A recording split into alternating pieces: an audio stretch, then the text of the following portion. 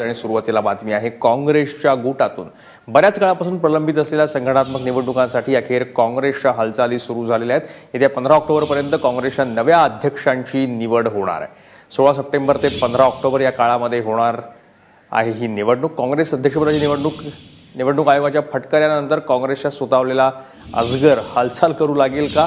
आणि सगळ्यात मुख्य म्हणजे जर अध्यक्षाची निवड होणार असेल तर राहुल गांधी तिथे येणार का, हा प्रश्न आहे।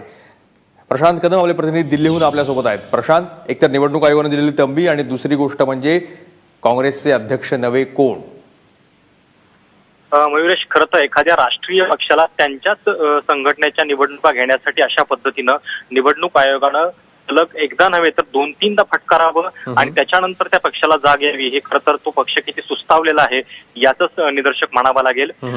काँग्रेसच्या अध्यक्षपदाची निवडणूक जी आहे ती त्यांच्या संघटनेत पक्षाची जी घटना आहे त्याच्यानुसार दर 5 वर्षांनी व्हायला हवी। आधी ही मुदत 3 वर्षांची होती, मात्र 2010 मध्ये काँग्रेस पक्षानं ही घटना बदलली आणि 5 वर्षांची मुदत केली। त्यानुसार खरं तर 2015ची मुदत होती। डिसेंबर 2015 पर्यंत काँग्रेसमधल्या सगळ्या अंतर्गत निवडणुका ज्या आहेत त्या पार पडायला पाहिजे होत्या, मात्र त्याच्यानंतर म्हणजे जवळपास 3 वेळा काँग्रेसनं आतापर्यंत मुदतवाढ मागून घेतलेली आहे। आता देखील त्यांचं निवडणूक आयोगासमोर हेच म्हणणं होतं की आम्हाला अजून डिसेंबर 2017 पर्यंतची मुदत द्या, कारण पक्षामधली जी स्थिती आहे त्याच्यानंतर मध्ये मध्ये ज्या राज्यांच्या निवडणुका येत आहेत, शिवाय इतरही काही राज्यातले जे प्रश्न आहेत, म्हणजे महाराष्ट्रातल्या दुष्काळाचं वगैरे पण कारण दिलं होतं, त्याच्यावर आम्हाला कॉन्सन्ट्रेट करायचंय म्हणून आम्हाला अंतर्गत निवडणुका घेता येत नाहीयेत, अशा पद्धतीची अनेक विध कारणं जी आहेत ती आता काँग्रेसची देऊन झालेली आहेत। निवडणूक आयोग देखील या सगळ्याला कंटाळलं शेवटी आणि त्यांनी ही मुदत आता वाढवायला नकार दिलेली आहे। त्याच्यानंतर आता हे स्पष्ट झालेलं आहे।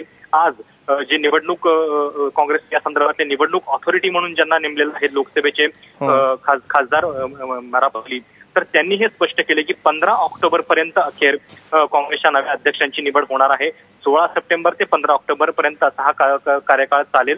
त्याच्या आधी जी जिल्हाध्यक्षांच्या निवडणुका असतात, त्याच्यानंतर बाकीच्या संघटनेतल्या निवडणुका त्या देखील याच्या आधी पार पाडल्या जातील। त्यामुळे बऱ्याच काळापासून जो प्रश्न देशाच्या राजकारणामध्ये चर्चेला जातोय की राहुल गांधींचं नेमकं अध्यक्षपदावरती जे राज्याभिषेक करायचा आहे तो नेमका काँग्रेस कधी करणार, याचं उत्तर कदाचित आता आपल्याला लवकरच मिळेल। धन्यवाद प्रशांत, तुम्ही दिलेल्या माहितीबद्दल। त्याच्यामुळं राहुल गांधी जर अध्यक्षपदी काँग्रेसच्या आले तर ते 16 ऑक्टोबरपर्यंत येऊ शकतात।